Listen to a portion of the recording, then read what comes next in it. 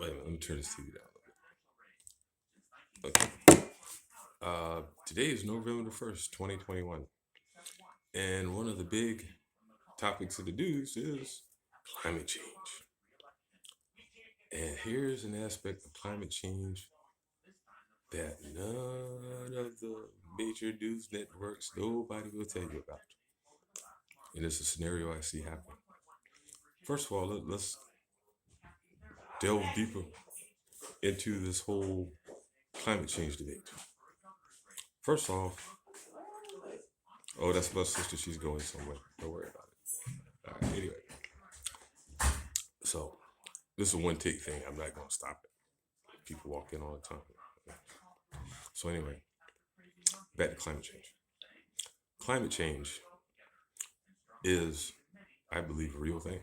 It's a human induced climate change is a real thing. I believe that all of the smoke and stuff we're releasing into the atmosphere can't be good. The scientific evidence is there. At one time in America, we really cared about, environmental issues. We had the Clean Air Act, Clean Water Act, and let me get to a real important one. The Montreal Protocols of, I believe, 1994. And that regulated the use and disposal of chlorofluorocarbons because they figured out that, they deplete the ozone layer. White people's like, whoa, whoa, these chemicals deplete the ozone layer? For real? That means those white people might get skin cancer at an increased rate. Think about that for a minute. So now, all of a sudden, 2008, after 2008, Barack Hussein Obama, that liberal radical community organizer with that Hawaiian Tropic tan, becomes the first black president of the United States. And a large section of the United States decided that, you know what? Anything that Obama's for, I'm against it. Healthcare, I don't want no healthcare. It's the craziest thing. Don't get me started on healthcare in South Carolina. Anyway, back to climate change. So, Obama got us into the Paris Accords of 2008, environmental stuff. Oh man, no, we can't have no environmental laws. No, we can't. Oh, that's not real. That's a big hoax. All these crazy conspiracy theories. Let me bust some science to you. One of the side effects, byproducts of global warming and climate change, we're releasing all this stuff into the air, is ozone depletion. Yep.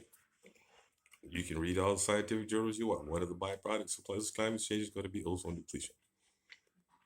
Me, myself, being a person with melanin in my skin, I'm not particularly worried about it.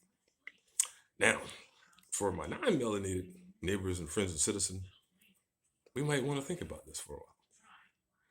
Because ultraviolet radiation, can't see it, can't smell it, can't taste it. It's invisible. And what if, you guys decide to roll back all these environmental regulations? Because, quite honestly, I don't see no black people, getting all worked up about climate change and all that stuff. We're all for it. You know what I mean? It should be, I mean, it, we need to regulate stuff to save this earth. We poison this planet. I've seen it up close in North Dakota. Okay, we're poisoning this planet. We're killing it. And you would think that it's the paradox of it all. I mean, to be quite honest with you, that here it is, this vocal, almost, damn near violent opposition to climate change, environmental regulations, things like that. And the main people that are against it could be the people that are specifically impacted by a certain environmental hazard, namely ultraviolet radiation coming from the sun, reaching our planet, causing skin cancer. Black people don't get skin cancer. No, we don't. We got natural protection for our skin. But all of you white people that are so, like I said, absolutely, oh man, forget all this climate change stuff. Let's keep on polluting. Drill, baby, drill, blah, blah, blah. You may be cutting your own throat. You may be tying a noose around your own neck. 100 years from now, your grandchildren, your great grandchildren might be walking around, they might be living in caves because they can't be in the sun anymore. That's part of the problem of being white, isn't it? It's that white skin of yours. It doesn't have the natural protection from the sun as us black people do, the original and natural inhabitants of this earth. The scientific fact is the truth. You get mad. You call Fox News, Tucker Carlson, whoever you want to call. That's the truth, okay? So anyway, all you climate change deniers and all of that, think about what you may be doing. And the only reason you're doing it is because of the black guy in the White House. Anything that he was for, you were against. And that mythology, that folklore, that thought process called white supremacy may turn out to be your undoing. So that's why you need to get along with this movement. The way forward in this country is black nationalism. It was quite evident during the Trump administration that a lot of white folks in America adopted white nationalism. So you should have no problem with me and my followers because we're going to be many and loud and proud. Black nationalism. Just like these things about critical race theory. Guess what? In a future America that I envision, you don't have to worry about that. You can teach your kids that Christopher Columbus was a good man and all the other, mythology and folklore and stuff that you guys made up. You go ahead and teach them that. Meanwhile, we can educate our kids in our own schools. You know what I mean? Remember busing back in the 1970s? Danielle white folks damn near burned buses down, probably snatched little kids off bus, probably shot at little kids. Guess what? In America, I envision your kids don't have to go to school with black kids anymore. We'll educate our own children in our own schools. We just make sure they have ample resources, quality education. You don't have to worry about it anymore. You don't have to worry about diversity training. You don't have to worry about the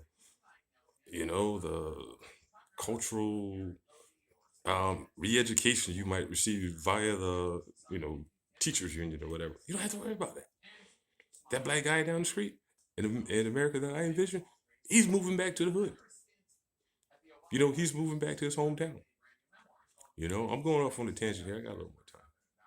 Because ultimately, this is the goal, is to get black people to move back into our own communities. I mean, I did the same thing. I did the same thing that a lot of people did. I went to college. Some went to the military, whatever. And we left our little, in my case, this rural all black community. And we left, man. I went off to Clemson University, man. I'm partying down with the white kids, man. White people cool now. Don't get me, I'm not racist. White people cool. I'm partying down. I'm having a good time. Shoot, I'm like, man, this is a different world from where you come from. And it's always been my goal ever since like 12 years old. Man, I'm getting out of here. I'm leaving this damn country around these old poor ass black people. Shit, I'm gonna get me education. I'm gonna live around white people. That's right, sure is. Yep, go live right around Massa. That's what I'm gonna do. Bye. And then as I got older, I realized the damage that people like me and my sisters and a lot of other people we knew, that's what we did. We left here, we never came back, and what we left out were hollowed out communities. You got really old people, and you got the really young people that are kind of stuck here. You know what I'm saying? That they ain't trying to go nowhere, nothing like that. You got really old people, really young people. You don't have a voting, tax-paying middle class in a lot of these communities. So the communities are treated differently, they're structured differently, they're handled differently. So guess what? Like all you people, like some of my friends did, went off and moved to the suburbs of Atlanta and always come back home marveling to tell me how they eat at Applebee's every Friday and the big old beers that they serve. And this blonde white waitress gave him some pussy. you know? Okay, that's cool. You know what I'm saying? But come on back. Y'all come back. Come back to Grover. You know what I'm saying? Come back to Springtown. Come back to these rural, all black communities and let's build them back up again. You think we would have, a lot of the problems that we have in America right now are directly tied back to integration. Sure, I benefited from an integrated America. I did. I went to a really good college, Clemson University. Didn't have really too much hassle using public facilities and whatnot, and for the most part. But at the end of the day, you still cannot legislate people's hearts. And there's still millions of people out there in America that absolutely hate black people. And we ain't done nothing to them. They hate us. And that's just the reality of life in America. We'll never have total absolute freedom, the same citizenship as white people have, because you know why? I cannot defend my blackness. I cannot defend my citizenship with lethal force with impunity. I don't have that power. I don't have the power to summon the police when things aren't quite right with my neighbor in his barbecue or whatever the case may be. I don't have that power. We'll never have that power. And the only way to do that is, as best we can, separation. Yeah, we all moved back. You know that great migration after World War II? We all moved back down south. We move out of the projects of the Northeast. We move out of the projects of Chicago, Milwaukee, Rust Belt, come on back down south. And let's create a population center of black people in the South. As a matter of fact, the 13 original colonies to be exact. More on that later. And let's build strong black communities. We always be watching these documentaries on Black Wall Street. All right, wait a minute now. Everybody in my family has a college degree. My two sisters, all the grandkids, all their husbands. Everybody has a college degree. We're educated, not terribly poor anymore, kind of poor, sort of poor. We ain't real rich, but we're a mildly successful family. And with all that talent in our family, we got an engineer, an insurance agent, an accountant, a New York City firefighter. Um, what else we got? Man, we got all kind of talent in our family. But why can't we come together and build another Black Wall Street? See what I'm saying? I worked on Wall Street. I used to have a Series 7 license. Why can't we do it now? Because, quite frankly, white America is a sinking ship. This is a society in decline. Anytime you see a society looking backwards for direction into the future, that country is finished. It has no future. And I'm here to provide leadership in that environment, because you can wave all your flags, put them on the back of your pickup truck, have your baby with a red, white, and blue American flag diaper on. All that fake patriotism propaganda will not save this country. As a matter of fact, somebody once told me something. Rich people don't have to tell everybody they're rich. Tough guys don't have to tell everybody they're tough. Get to see where this is going? You know what I mean? I remember one time I was talking to this guy at the park one day, right? He was a Trump supporter to be exact. He was funny. Okay. So he's sitting there, I tell him, man, fuck Donald Trump, man. You know what I'm saying? And I told him why. You know what I'm saying? I'm going to bust this y'all in the head with this the treason thing. Then candidate Donald Trump was in South Carolina, right? Like I said, he said Russia sent me the emails. I said, whoa, wait a minute. Nobody in American political history has ever done that. I mean, come on now. You publicly asked our nuclear enemy to help you win an election. And all y'all white people like, yeehaw, yeehaw, lock her up, lock her up. Y'all are traitors. Absolute traitors to the United States of America. Russia got 6,000 nuclear warheads pointed at us. Enough to light this place up like, pfft. They said it'd be fire next time. And you, white supremacy is a hell of a drug. Don't get me started. So anyway, so I busted that down to him, right? And anybody should be able to see that analysis there. This guy got all pissed off at me, right?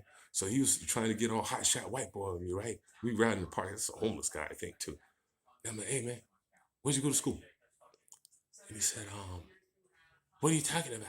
Oh, you want to say all our Trump supporters are dummies and all this and that. I said, I'm just asking you where to go to school so I know kind of how to approach you. You know what I'm saying? I want to talk to you on your level. You know what I'm saying? I want to communicate. I want to open up a dialogue. I said, okay, I went to Clemson, okay? I got a degree in economics, okay? Oh, well, I got an IQ of 184.